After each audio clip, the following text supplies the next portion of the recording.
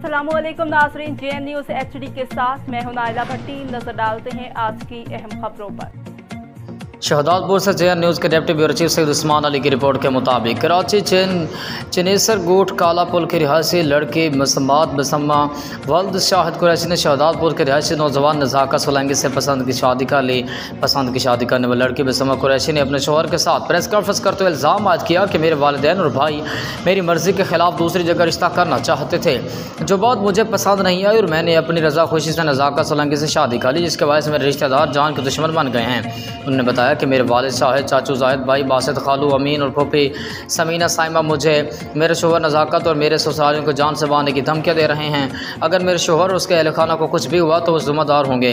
उन्होंने मज़ीद कहा कि धमकियाँ देने वालों के खिलाफ संगीन सेशन कोर्ट सांगड़ में तहफ़्फ़ुज़ की दरख्वास्त दायर की है। दूसरी तरफ नौजवान नज़ाकत ने इल्ज़ाम लगाते हुए कहा कि पसंद की शादी करने पर मेरे ससुराली और उनके रिश्तेदार मेरी बहन को अगवा करके ले गए।